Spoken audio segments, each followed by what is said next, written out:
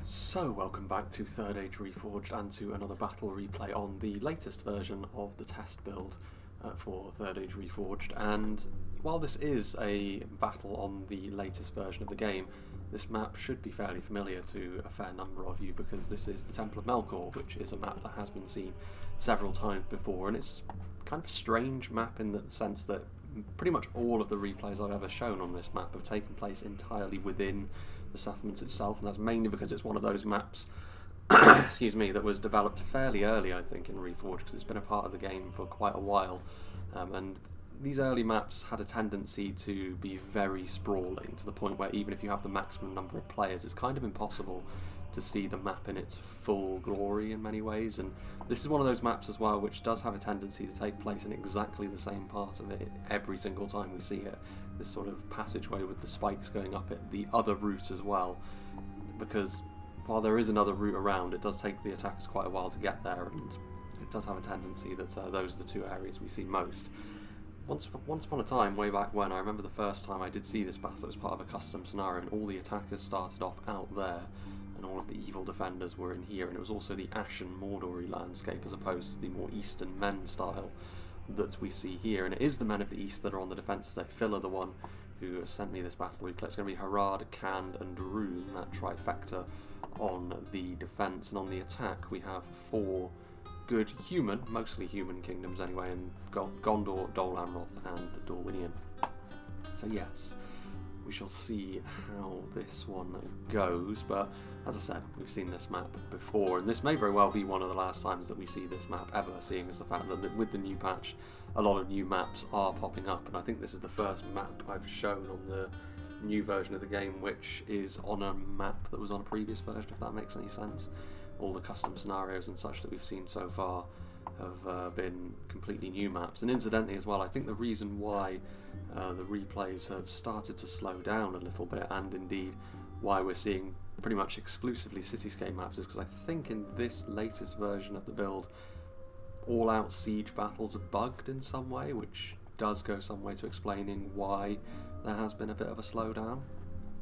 But hopefully that will be fixed in short order. But for now, we shall be seeing yet another cityscape, and we'll go through the attackers first and foremost, as we usually do. Dorwinion, last time we saw them, they were extremely impressive, of course, when they were on the defence.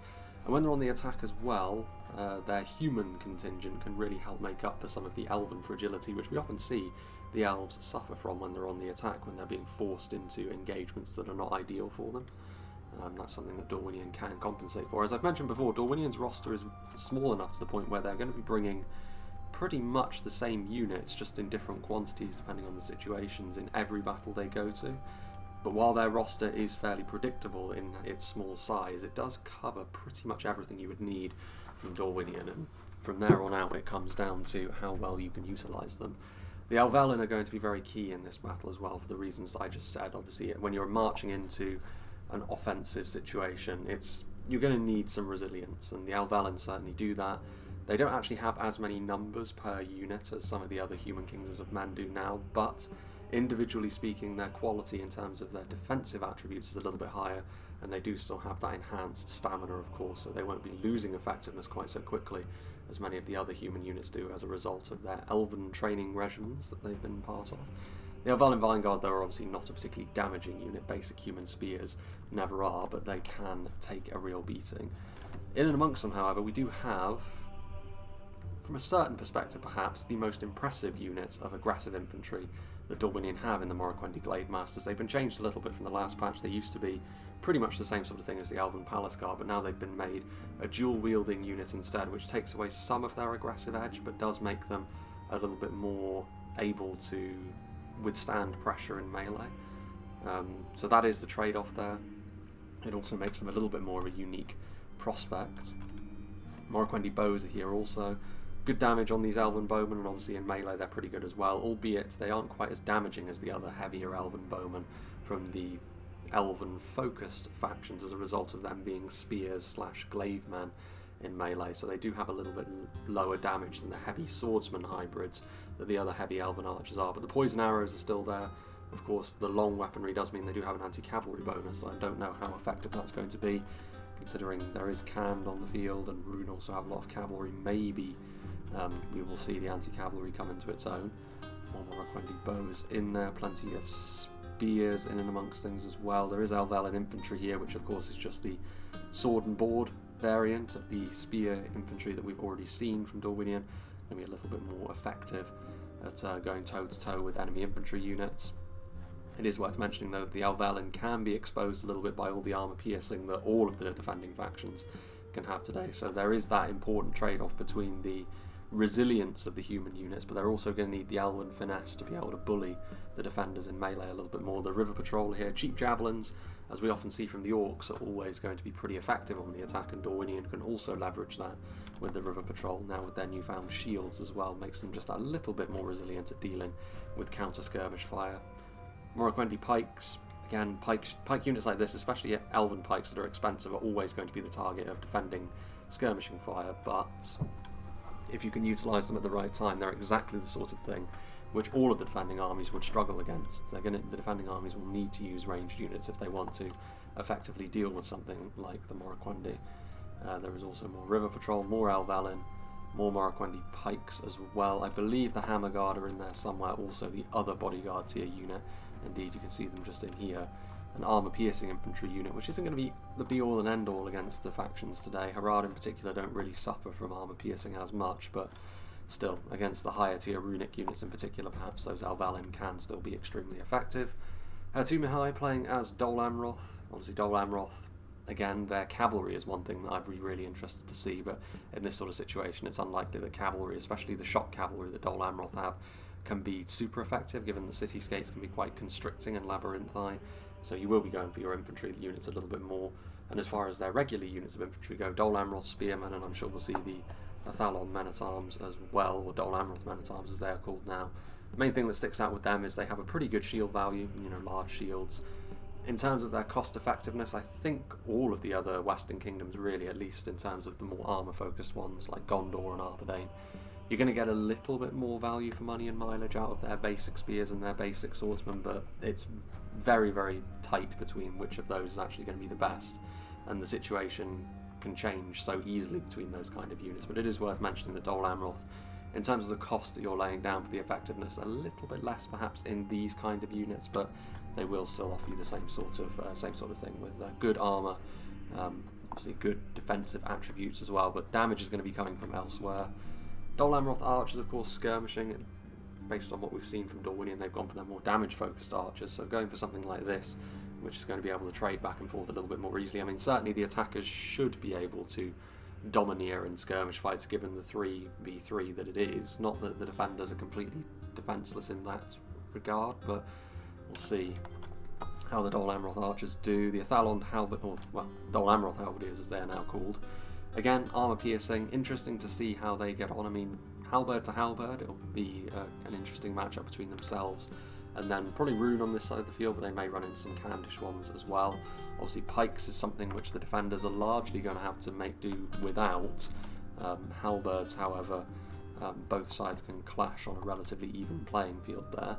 Belfalas Marines a little bit more expensive than the River Patrol we've seen, but then you get extra things for that. You get better armour, you get them being a little bit more effective in melee as well. Not super effective, it must be said, but still they will do their best.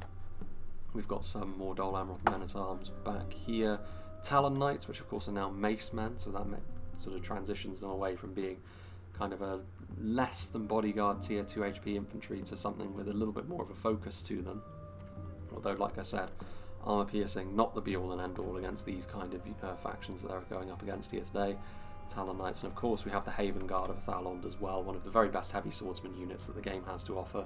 These heavy swordsmen do tend to be where Dol Amroth really earn their keep. It is interesting though, not really seeing any Parathil champions, which is an interesting omission, just because I would have thought, especially considering Harad and Khan's vulnerabilities at the low end, they would have found a real home there, but again, we shall see. Going for the more shielded options does have its advantages as well when you're marching into the jaws of the enemy skirmishers. And finally, Medexa playing as Gondor. We've seen a fair amount of Gondor, of course. Gondor at home in this sort of situation as well, while very often they find themselves on the defence, really digging in and leaning on their armour and shields and resilient infantry and archers in that way. These attributes can also be very useful when you're on the attack, albeit they do need to be a little bit careful. Like I said, all the defending factions today have got access to good armour piercing, and that is going to be universally useful against the Gondorians. There's no real way for Gondor to mitigate their weakness against that sort of thing. You just have to prepare accordingly and manoeuvre your army as such. Fully upgraded Gondor archers here with their black cloaks.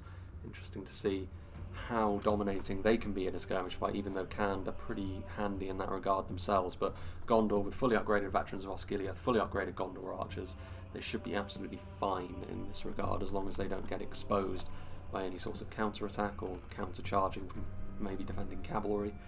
Axemen of the Sarnak, like we said, armour piercing, more of an aggressive unit. They will still be good against stuff like the Nurads and the Loke units from Rhun, but it's not absolutely vital that they use their armour piercing to its fullest like it might be against fellow humans from the west, or against some of the Orcish factions, for example. Standard Gondor spearmen. Gondor, of course, really going to be taking advantage of the fact that they can upgrade their armour for just that little bit less. Plenty of them as well. We've got Pelagian Marines, which are very, very similar to the Belfast Marines. The difference is they come equipped with a sword rather than a hatchet as their melee weapon. I think this means the Belfast Marines do ever so slightly more damage, but again, very, very fine margins between the two units in terms of what they're all about. Standard Gondor infantry, again, the standard infantry variant, very similar to the Elvelyn and the Dol Amroth units that we've already seen in terms of the dynamic between them. More armour piercing. We've got some of the Citadel Guard in here as well. Very good multifaceted unit. I think pretty much every Gondor army is going to have them now. They were always extremely effective, but now the addition of those javelins, it makes them a little bit more fiddly to use maybe, but not too much, to the point where you wouldn't be grateful for the fact that you've got yet another ranged tool. And then Fountain Guard and the shielded variant in the Nimlothian Honour Guard as well, the heavy hitters of Gondor, in addition to having the defensive attributes that a long spear will give you. But again, with their stance a little bit more aggressive these days, although I think now the Nimlothians have been changed back to using the standard spear animation, which I think is actually a good thing for them, because it makes them a little bit more defensively orientated, and the Fountain Guard is still wielding theirs a little bit more aggressively. Some Gondor spearmen just a little bit further up the hill, ready to advance post-haste as well. Now then, the defenders, facing off directly against Gondor, as we've already alluded to. Hidden, commanding Khand, so Brotherhood of the Spear, starting off with probably the most defensively savvy unit that Khand have to offer. Huge shield value, good armour as well for Khand. It's pretty much the best armour that they can craft. And yeah, they are still subject to the Spear Malus, but their stats are high enough to the point where they can offset that somewhat, although Gondor's armour will help them in that regard as well. Very expensive though for what they are. We've got the Nomadic Archers. Of course, as I mentioned, Khand are certainly not defenceless when it comes to skirmishing with the enemy. Some of their heavier archers, their armour may not be quite as advanced as the like that Gondor are wearing. They do have shields, they are good defensively. The issue that they will run into is the fact that they are up against one of the factions which, you know, skirmishing back and forth for long periods of time with heavy archers is pretty much their main strength. So Khand maybe won't be able to rely fully on winning that kind of engagement, and that is unfortunate for the defenders, because it does mean that they're going to be put in an uncomfortable position at range, and very often we see the defenders live and die based on how well they can use their skirmishers. But where one thing is against them, another is very much for them. Khand do have access to plentiful armour piercing. The Nurad footmen should be very efficient on the front lines. They're not going to be able to completely dominate against Gondor. Gondor do have the quality to be able to keep pace in spite of the armour piercing, but in terms of cost effectiveness, Khand will be looking at this and feeling pretty confident, especially with the big shields as well. It means Gondor's archers, even if they do take control of the skirmish fight, they're not going to be able to bowl Khand over with ranged support either. Armour upgraded Variag warriors. The lack of armour piercing means that they may struggle a little bit, but their own upgraded armour does mean they'll be able to stay standing against the Gondorians for just that little bit longer. The melee defense will also be quite handy against the heavy blows from the Axemen of Sarnak, for example. Defending javelins going to be important for cracking through that Gondorian plate. The nomadic marauders very much needed in that regard. Some unupgraded Variag warriors in here as well. Variag cataphracts is an interesting inclusion. It does mean that the defenders will be trying to use cavalry to their advantage, trying to clatter into the enemy lines, but again, there's quite a lot of anti-cavalry in the defenders' ranks. I mean, I think they were going to be bringing their spears to try and lock down the front line and keep their attacks going for as long as possible, more so than dealing with cavalry sally outs, but the attackers will be able to utilise that to their advantage as well now. But the cataphracts, if you can get just a couple of good charges off with them, that could be devastating, both in terms of the physical damage and the morale shocks that they could cause. We do have some Nurad halberds in here as well. Halberds are going to be one of the cornerstones of the defence today, given the fact that the defenders don't really have access to, certainly not high tier pikes. Harad do have access to some pikes, but they're some of the lowliest pikes the game has to offer. The halberd's going to be very important, especially when you consider that Gondor don't really have any polearms of their own as such. The Fountain Guard kind of count, but with their more aggressive stance now, perhaps they don't. Brotherhood of the Axe as well, obviously, like I said, armour piercing, and this much more of an aggressive unit. If they can be committed at the right time, they could do a ton of damage to the right kind of Gondorian unit. Plenty more Nurad footmen, more nomadic marauders. We've also got some horse archers here as well, which is an interesting choice. When you're in a siege battle like this, horse archers, harassment units in constricting streets and alleys that cityscapes like this tend to offer. It's going to be interesting to see how they can be used. I mean, if they can use up all their ammunition, then it would have proved to have been the right call, but foot archers tend to be a really good counter for horse archers, and the attackers are certainly not wanting for them. And finally, the Storm Guard, certainly something that the Gondorians and indeed all of the attackers will be worried about. The Nurad Storm Guard, very similar actually to the Fountain Guard on the other side, albeit they are a out-and-out bodyguard tier variant. And again, that armour piercing, those long weapons, very, very nasty indeed. Now then, moving on to Filler, the player who sent me this battle replay, so big thank you to him, playing as Harad. Harad, massively savage armour piercing in their roster. Muhad Beastmasters do count as that as well, another mounted unit, interestingly enough. Very often I'm always in favour of Javelin Cavalry on the attack because it's so useful for preventing sally outs, which the attackers could have to deal with on this occasion as well.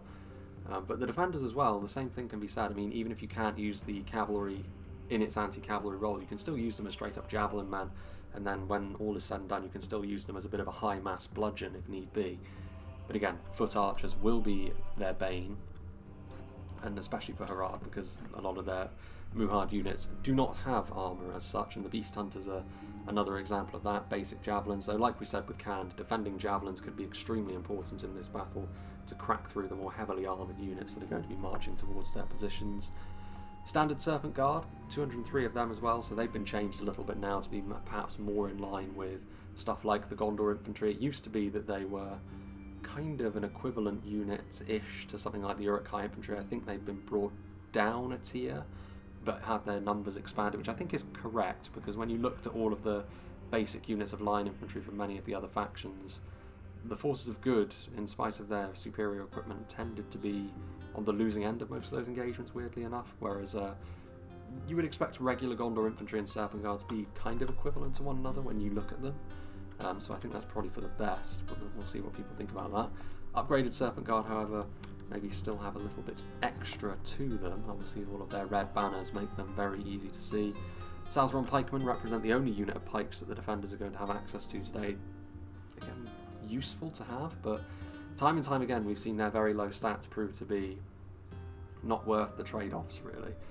I am a big fan of cheap pikes, but very often because Harad have to be so aggressive, the Southron Pikemen do end up paying the price, although perhaps being the defenders today will kind of play into at least that unit's hands. We'll see. Trollmen of Harad here also. Again, we've always known them to be extremely effective, and Dol Amroth in particular will probably struggle against them, especially without the heavy swordsmen in droves that we would normally expect from the Principality of the South Sea. Muhad Berserkers, basic units of armor-piercing shock, and even though their defensive values, armour and melee defense, is going to be of real concern to Harad today, it's still going to be worth it because armour piercing is going to be so useful against all of the attackers. Basic Haradrim Spearmen to help pad out the army as well. Hashari with their throwing projectiles. We've got Serpent Archers for good skirmishing. Individual examples of each of these units, so maybe not quite a cohesive army, but they've got a bit of everything, Harad, and they can play the support role excellently with all the damage they can do, especially with Demons of the Desert. Obviously the poison arrows from the Serpents, and then the Champions of Nafarat as well. Much like the Nurad Storm Guard, an individual unit which the attackers will be very worried about because of the sheer damage they can chuck out in melee. And last but by no means least, we have the Golden Horde in a giant blob, Tommy the Rage Quitter playing as them. We have got some Commonwealth Shadow Bows for that base damage, the Carmel's Immortals for some relatively low cost but pretty skillful frontline infantry, but then they don't have a shield, so that is going to be of concern considering the amount of archers they have at their disposal. The Golden Raiders are mounted crossbows, which are still a rare enough kind of unit, but Rhun having access to one such example is kind of understandable. It gives them a bit of mobility and still gives them the punch of crossbows, which is always so useful. Plenty of Gamprim as well from the weapons that we see sticking out of this blob. There's Flagrim in there as well, which is completely unsurprising. Obviously that sort of line infantry with the armour piercing is always going to be a must bring for Rhun when they're going up against their usual foes in the Kingdoms of the West. Sapphire Bladesmen for that extra punch at range as well. Dragon's Wrath crossbows. I mean, Rhun are certainly not lacking for close range armour piercing punch when it comes to their infantry or all their ranged units. Depending on how many archers they brought, they could be in trouble at long range, but if the enemy march towards them too quickly and too aggressively, Rhun are perhaps in a better position to punish them for that than most. So Harad with their demons. And there's not really anything else I can point out from here, given the confined nature of all of this. I'd be surprised if there weren't Carmels chosen in here as well, purely because they represent a really good place to put your general, and they are relatively efficient as far as the unit goes, although maybe I'm wrong. We shall have to wait and see. I think there might be 2 units of Golden Raiders in here, in fact, so there's plenty of cavalry for the defenders. If that goes wrong, that's a lot of units for them to lose, especially given the expense and the Variag Cataphract as well. So there is peril here, but I do like the way the defenders have set their stall out, and they have the potential to, there's some nomadic archers up there as well, they have the potential to dig in some pretty good positions. I'd be surprised if this didn't work out in, like I said, the same way that this map has had a tendency to work out in the past, but let's see if forces that are usually on the attack can defend a position like this in this sort of role reversal. Last time we saw the Kingdoms of Men of the West in this sort of format, it may have been Arthedain instead of Dol Amroth. They did very well for themselves, but time will tell. I'll make a cut and we'll rejoin when the battle is about to get underway. So I think we will just rejoin here as a result of the extremely close proximity of the two sides now, and it's not the longest battle in the world anyway, so I imagine once the hammer falls it will fall fairly rapidly and fairly hard. Gondor Spearmen being used as the first wave, unsurprisingly, and the Candish forces arrayed against them will do very well actually against standard Gondor spears. The equivalent spears over here on the Candish side of things are of much higher tier, and obviously you've got the armour piercing on the Nurads as well, although this part of the map doesn't really offer the best positions for defensive archers. The flat ground in behind means that they're going to have to arc their shots in a way which is maybe not ideal. It may actually be more advantageous for the attackers to be using their archers if they're willing to use them a little bit more aggressively. And as we mentioned, for the attackers, really dominating that long range archer duel is something they can certainly do. Over here, meanwhile, in spite of these large terrain spikes, the arrows for the defenders should be able to find their way into more of the attackers as a result of the slightly more open terrain. Dol Amroth Spearmen also going to be the first ones moving in over here as Dol Amroth start to stack themselves up. Dorwinion making their way over here, which does imply as well that we are actually going to see an attempt to push up through all 3 of the pathways up onto the defensive position over here. And Dorwinion are probably best equipped to deal with Rhun as well, with the levelest amount of armour piercing throughout their entire roster, I would say, Rhun, among the defenders today. Harad have got a lot of it, but they're not as well balanced as a faction as Rhun, although they do have, their strengths are maybe a little bit more pronounced in those areas. Can, on the other hand, also over here, I guess we will go up to times 2 speed, because I don't know if the attack is going to get underway while Dorwinion are still a fair distance away from actually being able to land their first strike. And joining up your efforts as the attackers is very often the most important thing to ensuring you have, or ensuring you start off with the right foot. I mean, there is a case for saying that could counter-attack into this unit of Gondor Spearmen with the armour piercing they have at their disposal, and it would end pretty well for them. As it stands, though, they are merely reshuffling some of their units around. Haradrim Spearman, the only unit so far being moved in here, but plenty of reinforcements. That is the upshot to this defensive position, is both Khand and Harad can easily reinforce one another if one of them looks like they're struggling a little bit more as a result of them defending effectively the same part of the map, whereas Rhun are a little bit further away. It's not something you can instantly react to if Rhun start to fall away. But you don't necessarily need to either if this defensive position starts to falter. Rhun may not, well, the amount of distance that the attackers have to cover to actually take advantage of Rhun faltering is also larger. Although things are, I'm not entirely sure what Dorwinion are doing, and they have decided to completely stop dead in their tracks. And they're not even anywhere close really to being in immediate danger from Rhun. I mean, Rhun do have their archers, but as the attackers, you're going to have to take damage at some point or another. Very peculiar start to this battle, I must say. Amroth archers starting to creep forward, so we're starting to see the first blows struck. I may have been a little bit premature with joining this battle early. I thought, based on the proximity, that we would be seeing the action start rolling fairly quickly, but it appears I was mistaken. Interesting to see how Dol Amroth get on in this battle as well, though. They don't really stack up too well to Harad. Piercing Harad have the numbers, the javelins, all going to be useful against Dol Amroth, and Dol Amroth's infantry, of course, in the previous version of the game was pretty lackluster. Improved now, perhaps, but they are still without, arguably, the better aspects of their upper tier portions of their army. Their phalanx units as well, they have brought in the halberdiers. Not ideal against a force like Harad, so Filler in a pretty good position as it stands.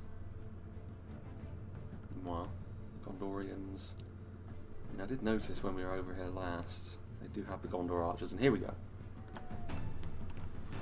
About time too, as the Gondor archers start to fire in. Just over the heads of the initial infantry, going after the nomadic archers. Like I said, it's exactly what the nomadic archers are built to do, but they are still outclassed for the most part by the equivalent Gondorian units. It is worth going after them in that kind of fight though for Gondor, I think, because all of these Khandish infantry units on the very front line, the shield values they have are massive. Very large shields on the Brotherhood of the Spear and on the Murad Footman. So you're not really going to be able to get the kind of damage values you would want from your archers.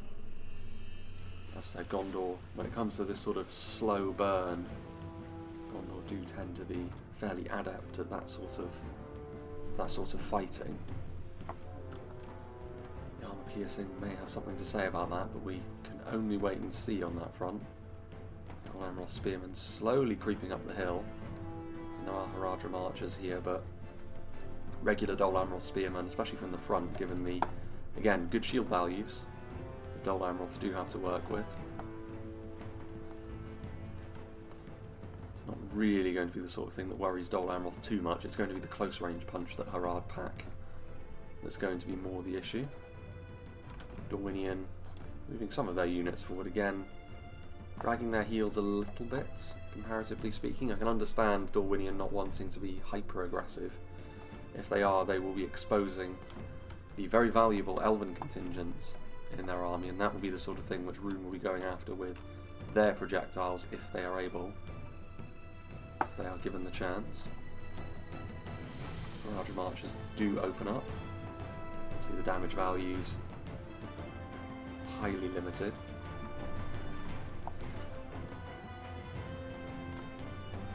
Going to use lowly archers, then you may as well use them right now. I mean, again, it's rare, but in both of these engagements so far, it is actually pretty worthwhile to go archer to archer on this for both sides.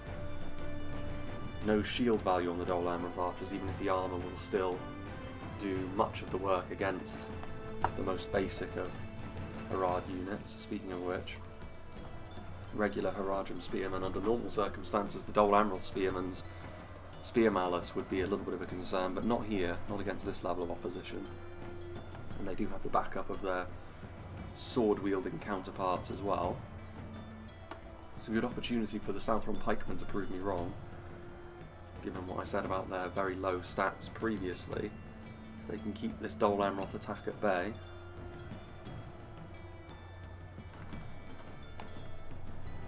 All may well fall into place for them. Dol Amroth archers are very close to their own unit, which may very well be intentional from Hertumihai to try and make the angle of the Harad counterfire hit their own units like that. If that is the case, then that's quite clever, especially given the Southron pikemen are extremely vulnerable to even the most basic of arrows fired from their own men. Belfast Marines on the way forward. I mean, I think seeing the fact that they're not really going to be able to cheap out on any of these defences, Harad now sending forward their trollmen. Of course, the trollmen will be excellent against most everything Dol Amroth have one-to-one. Only really the Haven Guard would give them pause in that respect, but Belfast Marines on the way forward maybe could be a bit of a problem. Gondor yet to commit their own infantry units to the fray. A couple of dead Citadel Guard, a couple of dead Gondor archers from the nomadic archers. Again, similar story on this side really, not a huge amount of casualties inflicted so far from the poking and prodding from both sides archers, but Citadel Guard could be the sort of thing to help bust a hole in these front lines pretty quickly. Those big wicker shields will not be as effective against javelins. Dorwinion thinking about moving forward. Golden Raiders popping out, trying to utilise their crossbow bolts as and when they can. Need to be a little bit careful though, as we've already mentioned, mounted crossbows, even though they do have those shields, they're not going to do so well under foot archer fire as horse archers don't. Interesting, the Albalin infantry are the ones moving forward first, as opposed to the spears over here. Morag-Wendy's poison projectiles still doing their thing. Meanwhile, the only large-scale engagement still happening over here, and where Dol Amroth looked like they were gaining ground as a result of the nice positioning and such, the Trollman's presence on the front line is immediately forcing the rank and file of the Principality onto the defensive. Belfast Marines will be hoping to get some good value off here. I mean, that is the thing for the attackers. They don't necessarily need to be gaining full momentum in an engagement like that right from the off. If they can take a cost-effective engagement where they blunt some of Harad's more dangerous weapons, then later on Dol Amroth may well be able to claim the advantage. You have more reinforcements on the way up here as well. I mean, that is an issue with this formation that Dol Amroth have struck. Sending forward reinforcements is going to take a little while. They could end up getting peeled apart. There are footmen now being tested in melee by the Gondorians. I mean, this isn't the most well organised front line, I must say. Well, started off very regimented and such, it's now ended up becoming a little bit more messy.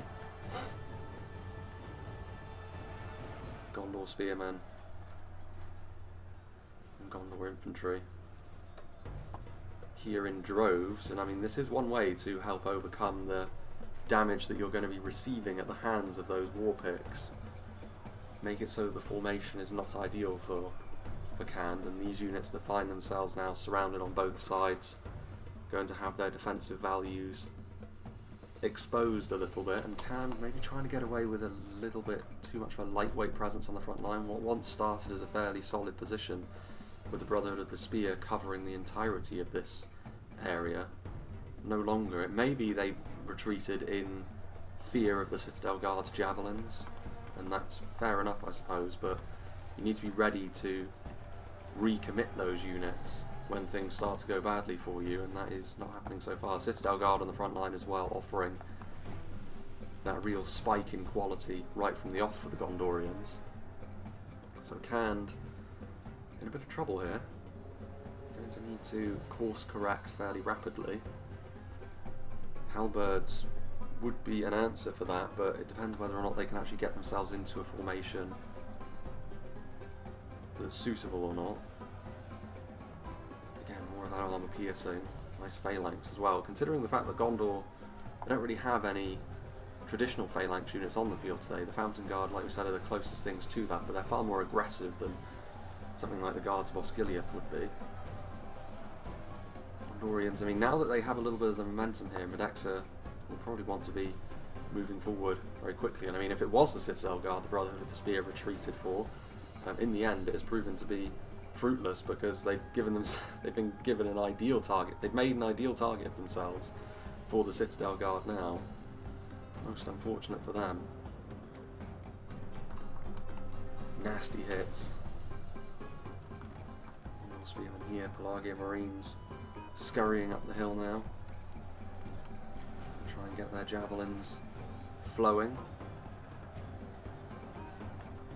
The halberd blows come raining down.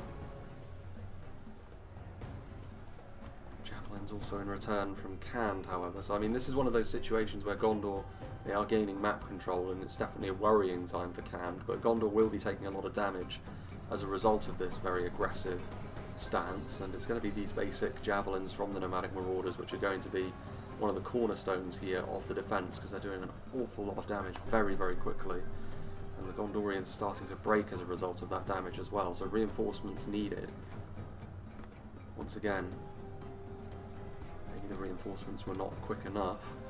Citadel Guard moving forwards to try and stop the Nomadic Marauders from firing. That's all well and good. A little bit of support coming in from the mounted javelins of Harad as well. Muhard Beastmasters. And you can see just from the numbers on the front line now, with Nomadic Axemen and Variag Warriors moving in, swarming the Gondorians, that big spike of damage there has been enough to turn the fortunes back in the favour of the defenders, you would suggest. Harad continued to push Dol Amroth back down the hill as well, albeit the Trollmen are pretty much spent at this point, so Muhard Berserkers and Haradrim Archers trying to pick up the slack. The Halberdiers on the front line, though, Harad will need something of a little bit more quality, whether that's from afar or up close once again, if they are to continue their dominance against Dol Amroth, though those Halberdiers will be useful for their phalanx properties. Now, meanwhile, two front lines opened up over here as Dorwinion did follow through on that aggressive action. The Alvalan infantry facing off against the Carmel's Immortals with their good melee defense, and the Flagrim with that armor piercing. It's not an ideal situation, this, for Dorwinion. Nandor Gladeguard under normal circumstances would do quite well, but you can see from the arrangement of the corpses over here that they were definitely made a target of by ranged units from Rhun in behind. Golden Raiders, one such example of that.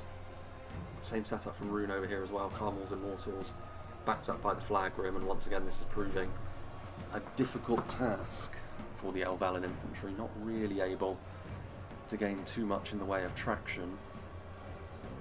They will need more that elven finesse on the front line, though we saw how that ended for the Nandor Gladeguard, or we can see how it ended by the Nandor Gladeguard. River Patrol on the way forwards to try and offer a bit of javelin support, which these cheap javelins for all sides so far have proven to be key, or javelins in general. You can't really say the Citadel Guard are cheap. Meanwhile, Nomadic Archers being committed to melee, more Nomadic Axemen. Axemen of Sarnak, defeat is a distinct possibility. I mean, Gondor are not letting up here. I think Medexa kind of realises the situation is now, we either make this worthwhile, or we will go on to lose the battle regardless, so we may as well roll the dice and see what my army is all about. And I mean, there's a lot of damage that the Axemen of the Sarnak will be able to do, and once again we're seeing the Candish organisation being called into question. Murat Halberdiers, again, not in an ideal formation. They'll be able to hold this section of the line for a while yet. They're going to try and use their cavalry. There's not enough room really to build up to a good charge over here though, and the Gondorians are not really an army you want to be clumsily bumping your cavalry into, because their proficiency with spears is well documented. Still the support coming in from those archers as well. It's one of those things which, as the battle goes on, we may learn that the archers have done tons and tons of damage, but they are more of a slow burn kind of unit, and Gondor's advance has been anything but once it's got going. We've got the Nimrothian Honour Guard with their white cloaks in amongst the mix now. Definitely not where your cavalry wants to be. One of the very scariest units for cavalry to start bumping into. Trying to go after the Brotherhood of the Shadows. A little bit of support coming in from the Muhard Beast Hunts as well. The Javelins were what turned... Ooh, look at that. Vicious from the Demons of the Desert there. Many of those units will get back up, but many of them won't. And that is an ideal position. I mean, also the Brotherhood of the Shadows getting involved as well. It was the Nomadic Marauders last time which started to turn the fate of the battle against the Gondorians. This time it's going to be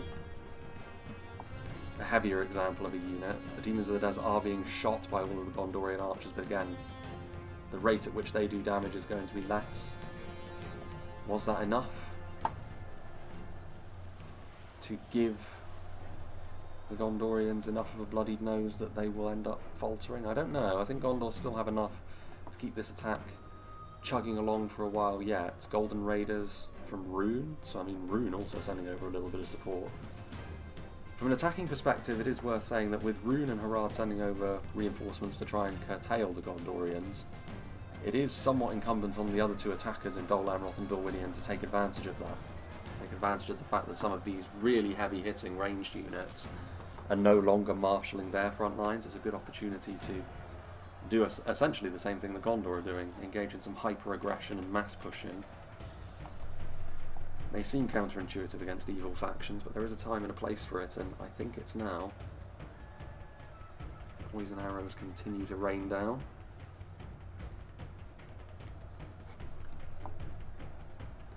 Beast Hunters' defeat seems certain. Only a military genius could win this battle.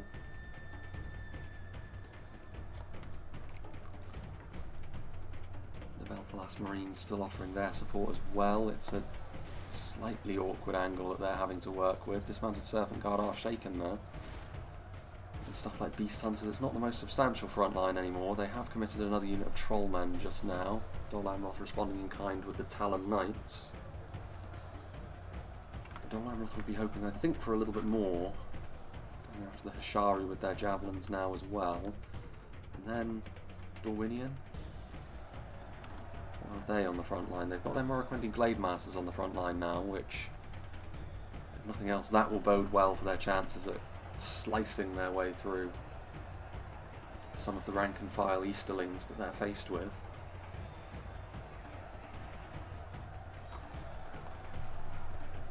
Rhun responding in kind with some halberdiers, though. We've seen Dol Amroth use them fairly well to tilt the balance of a fight in their favour. It should be easier for Rhun to do that as well, being the defenders, although they are a little bit exposed. You can see based on the angle here that the Morroquendi Stalkers are actually going after the crossbows in behind. Either or is fine, I think. There's a lot of those crazy bows. Still, it's the Gondor Archers. Gondor Archers seem to be... It's them and the Rudar Marksmen which suffer from that sort of bendy bow glitch. It's a very weird one, that. Anyway. Novell and Hammerguard on the front line as well. As far as a shield and armour-piercing weapon infantry unit goes, the Flagrim may very well be the most ubiquitous in the game, but the Hammerguard have a claim to being one of the very best in that regard. Maybe not quite on the level of the Guards of Khazad-dûm, but not far behind. So Rhun being taken to task there. River Patrol, still another unit of Golden Raiders as well. How much they have left in the tank, the attackers. More men and elves from Dorwinion. I've got to give credit to Gondor. I suppose this is, even if they go on to lose this fight, I think their resilience has been on display here. They've been pushing into an engagement which has been extremely bloody, extremely costly in certain aspects as well. But if Khand didn't get the support from Harad and a little bit from Rhun as well, I think the Gondorians would have smashed through Khan's defences at some point or another. They may yet still do something, but if Nirad Stormguard's still alive, being committed, they'll cut their way through those Pelagia Marines pretty quickly. The best of the Gondorian units as well are already a little bit scattered and heavily bruised. Veterans of Osgiliath.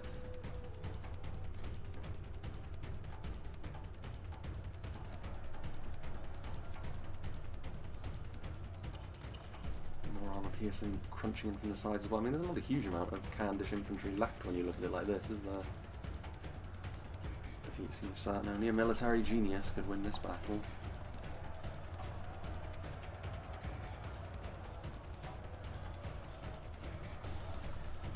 And I suppose as well now, even though they have been a little bit damaged from their exertions earlier on, this is the ideal opportunity for some hammer and anvil strikes from the Variag Cataphracts as we move into the final 10,000 frames. Gondor's assault is going to end in valiant failure, I would suggest.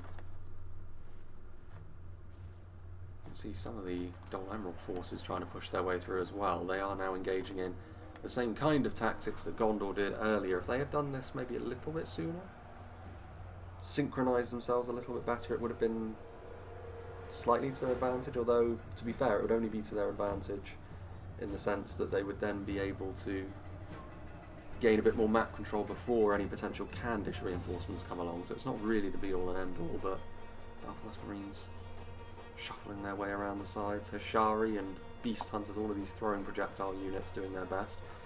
It's actually quite impressive that these Talon Knights have managed to make it this far.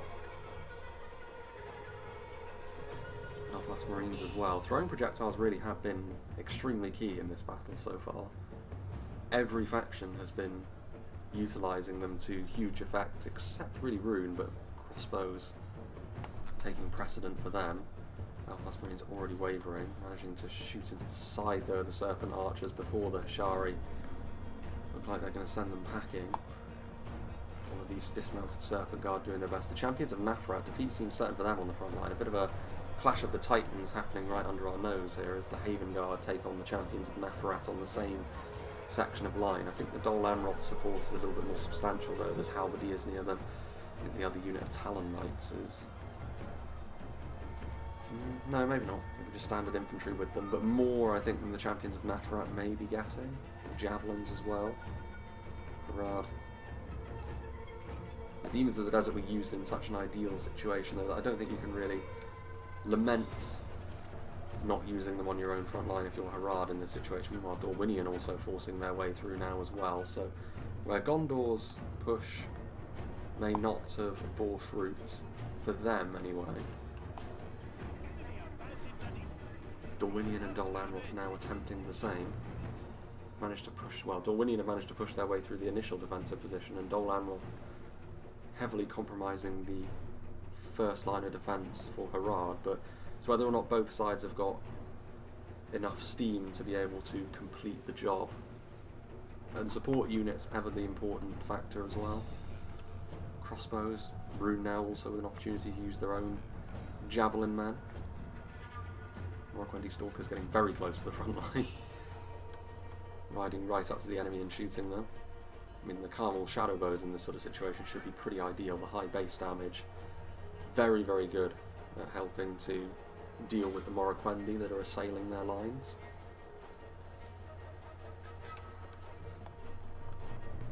We're over here, meanwhile. What have we?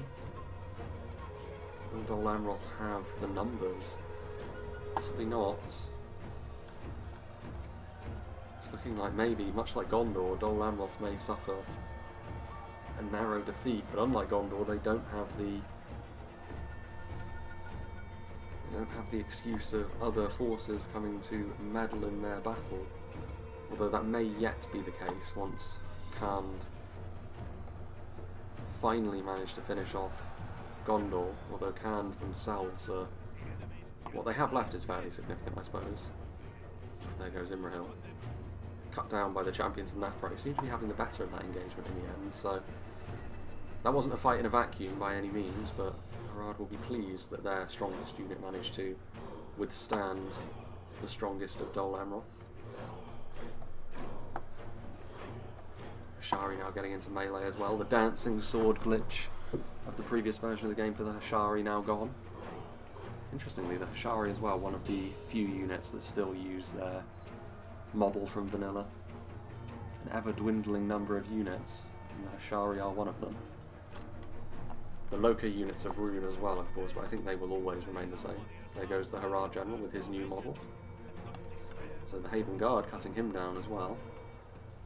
It's proven to be a real back and forth between these two over here, though. 13 Haven Guard, 27 Champions, so yeah, Harad will have the better of that, and without that quality, without the numbers, Harad are going to claim victory over here as well. Bit of support coming in from the Cataphracts. That means it's all going to be on Dorwinion, and I think from here we can safely assume the defenders are going to go on to be victorious in this fight. Dorwinion, I mean, their only hope really would be to try and swamp Rhun as quickly as possible and then set up a consolidated front against the remnants of Harad and Khand, but I don't think they're going to be able to finish off Rhun quickly enough. If they do move forward very aggressively, after all, it's like a red rag to a bull when you're talking about the Dragon's Wrath crossbows and the Carmel's shadow bows.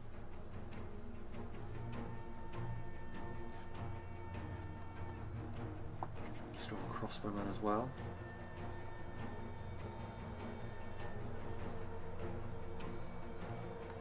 And Glade Guard. Another unit of them getting onto the front line. I mean, later in the battle when there are fewer enemy archers to target them down, maybe now is when they can flourish.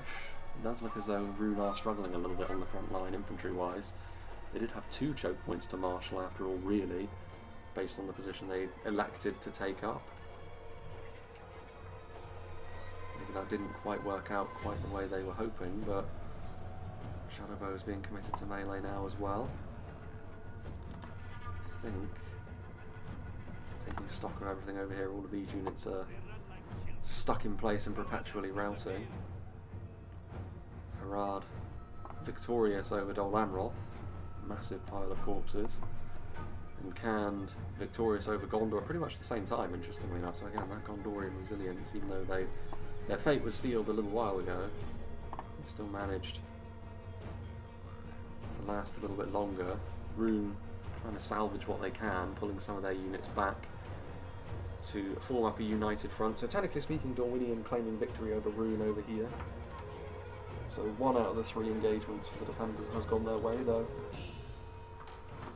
Of course, a little bit of support being siphoned across to help stop the Gondorians. Would that have made the difference? I don't know. I don't think 1 unit of Golden Raiders would have been enough to completely turn this fight around, especially given Dorwinion are in a better position, I think, to counteract that kind of unit than most with their Morroquendi Stalkers and foot-based Morroquendi Archers. So I think Dorwinion probably would have won regardless, maybe not quite to the same extent, but there you go. Stalkers firing missiles still.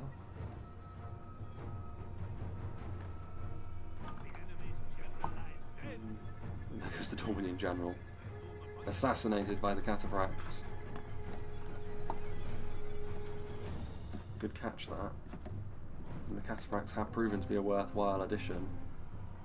Earlier on, doing the dirty work, really, of just sort of fumbling around, getting in the way, trying to break up the Gondorian advance, not really getting huge amounts of damage, but helping to finish them off with some hammer and anvil strikes, and then helping finish off Dol Amroth, and now assassinating the Dorwinion general. Every little helps, and that morale debuff isn't going to be the sort of thing that Dorwinion would be hoping to deal with. I mean, having a look at the percentage of kills, there is only 1% in it, in all fairness. Dorwinion's still fairly healthy. It is 1% in favour of the defenders, but I think a large amount of it is going to come down to the fact that Dorwinion have to move forward. The onus is on the attackers, after all, to seize the initiative. There's still crossbow support, there's still some ranger support. Champions of Nafrat still standing. And around Stormguard still standing as well, to a greater extent. So infantry quality, defensive position, and still a little bit of range support would suggest that it's still going to be a really, really difficult ask for Dorwinion to try and give the attackers the win here.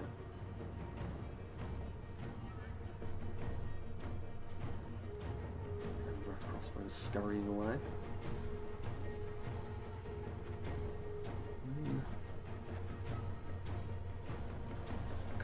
Shadow bows still with an opportunity to shoot into the Morroquendi bows as well. Not really the sort of thing that either archer is designed for. More designed to be pure damage dealers. They'll both do pretty grievous damage to one another, though the rangers with their superior terrain will be better at that. Poison projectiles, though, maybe a morale shock is something that the attackers could hope for. Although I don't think sending forward these Morroquendi pikes without the supporting units is necessarily the best idea. I don't know how much of this percent is bound up in those cavalry units that Dorwinion still have marauding around the battlefield as well, wherever they may have gone. The horse archers may not be ideal, and this it's not really going to go too well for these Morroquendi pikemen here. Not depleted as they are, unless this is some sort of ploy from Y2K to try and diminish his own forces so that he can try and convince the defenders to become the attackers. Horns made of clay, though. It is not looking good for them. Manic archers. Yeah, broken, fighting to the death.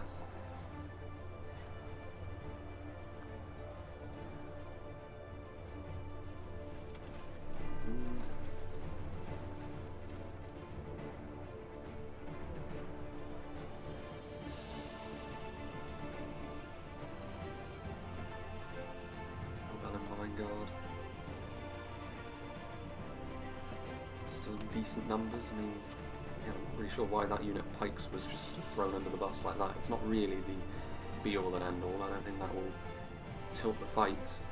If it does come down to like a 10v10 at the end, maybe it would have done, but I don't know.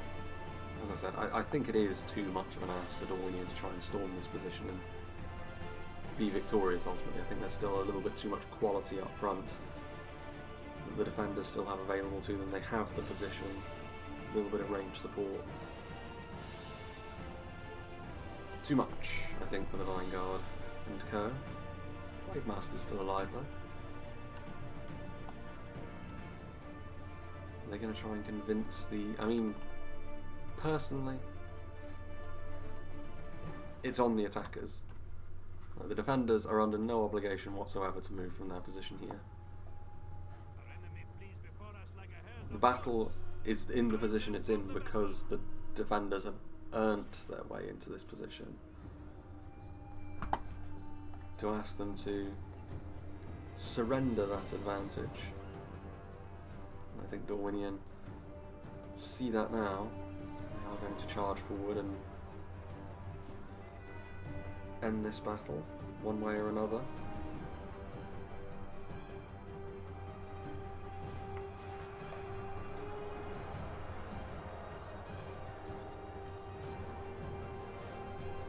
Glade Masters. Victory seems certain.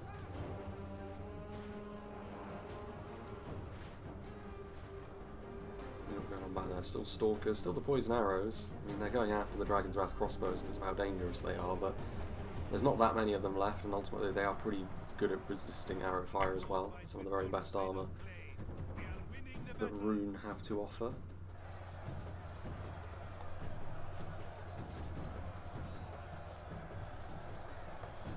Vanguard still moving in, and yeah, it's going to be a defender victory here. Already it has grown to 2%, and that gap will undoubtedly continue to widen.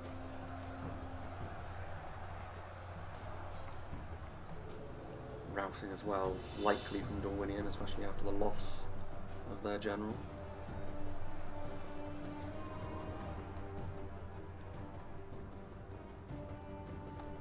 Eastrons.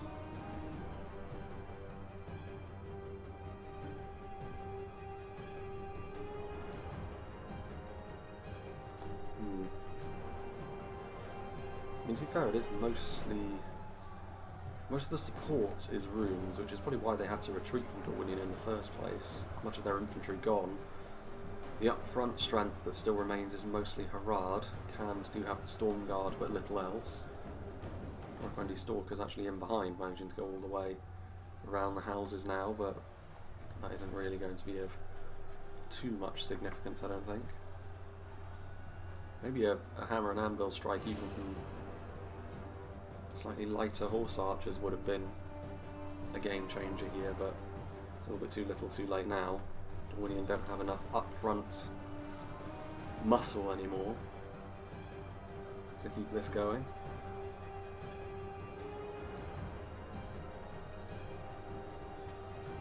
It seems so. Only a military genius could win this battle after all.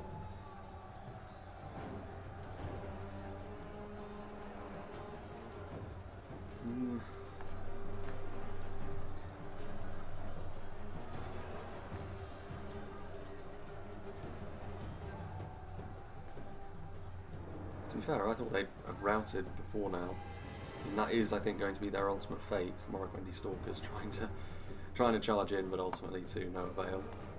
They routed. Elven units routing before the human ones. How shameful. Harad Stormguard actually pushed through to go after the Morrowind bows, silencing the pesky poison arrows from continuing their work.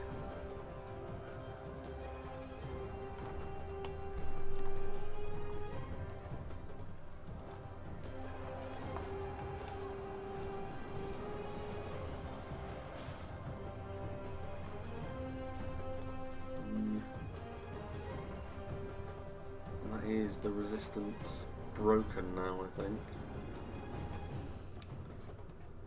Unless that one unit of horse archers is still buzzing around somewhere. They may be the last ones, although I think it is actually going to be these Morrowind bows that are the last ones standing. 3 of them remain in the face of the Harad Stormguard. But there we have it.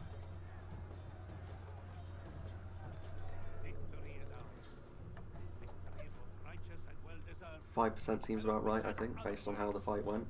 I think the defenders were good value for this win as well. I think it was... I do like it when players get hyper-aggressive, but maybe it needed to be a little bit more well-synced between the 3 of them. I think if they had done it at the same time as Gondor, I think Dorwinion would have been more likely to push through Rhun and actually put pressure on the rear of the forces, which ultimately ended up overwhelming Dol Amroth. And maybe that would have been the difference maker there. I don't think Gondor's fate would have been prevented based on how the defenders decided to approach that situation, but maybe the battle elsewhere would have gone differently for the attackers. But really that sort of synchronisation is the only thing that I can really point at as to what the attackers could have done slightly differently. I think the defenders taking advantage of the situation as they saw it is probably the main thing that went well for them. I think in particular those volleys from the Demons of the Desert, obviously from Harad, but also just in general when Gondor pushed forward, they took a lot of damage at the hands of all of those javelins, and it's to Gondor's credit, like I said at the time, it speaks of their resilience that they were able to effectively almost completely destroy Khand anyway, even with the little bit of extra support they were getting from Harad and Rhun as well. So Gondor will probably be quite pleased with how the battle went ultimately. Dol Amroth and Dorwinion not quite able to do the same sort of thing on their end, because that would have made life far more difficult for the defenders. As for the defenders in general, I mean, Khand, like we said, less kills from them, but struggled against Gondor up front, which is kind of interesting. Organisationally, I think that was, maybe building the lines could have been a little bit neater, but Harad and Rhun obviously getting a good amount of kills. Harad especially, and I imagine Demons of the Desert, 684 kills, those volleys into the heart of the Gondorian ranks, very, very deadly. Champions of Nafrat, given the kind of foes they were facing, that's a good amount of kills from them as well. Trollmen doing very well against the rank and file of Dol Amroth, as you would expect. Like I said, I think Dol Amroth's composition really would have benefited from their heavy swordsmen. It's the sort of thing which can really do a lot of work against Harad, as opposed to against stuff like the Talon Knights. That armour piercing is mostly going to waste against Harad, not completely. And I do think the Serpent Guard, not amazing performances from them. 133 is okay, but maybe not as good as they would have been hoping for in a defensive shape as they were. Ashari did well, throwing projectiles in general did quite well in this battle for both sides, but especially the defenders, obviously, probably the cornerstone of their victory. So yeah, that was a little bit of a departure. Obviously, this not a new custom map by any means, and not a sort of new scenario or anything like that. It's a map that we've seen not only in the last version of the game, but also in the previous version before that. So this map has been around for quite a while, the Temple of Melkor. So it's something very familiar, but also something pretty different to this version of the game as well. And I think a large part of that is, again, like I said, cityscapes in this present version are not bugged, whereas regular siege battles, such as the ones we've been seeing in the showcase sort of previews, like Mistran and stuff like that, I think regular siege battles are bugged in this new test version. So that's why I think, as well, a lot of the replays have been slowing down a little bit. Hopefully that will pick up. I think this may very well end up being the last one I'll be able to record before I get sent away for work again, so we'll see what happens in the period that I'm away, and hopefully by the time I get back, things will be, my backlog will have been refilled. It's rare enough that I actually managed to remain completely on top of my backlog like this, especially given the fact that I'm working away so often, but such is the nature of where they're at in development, I think. But yeah, we'll see how it goes for the rest of the year. Big thank you to Philo, though, for sending this one in. Big thanks to all the players as well for being a part of this battle replay. I hope you enjoyed this, and I hope you'll join me for whatever is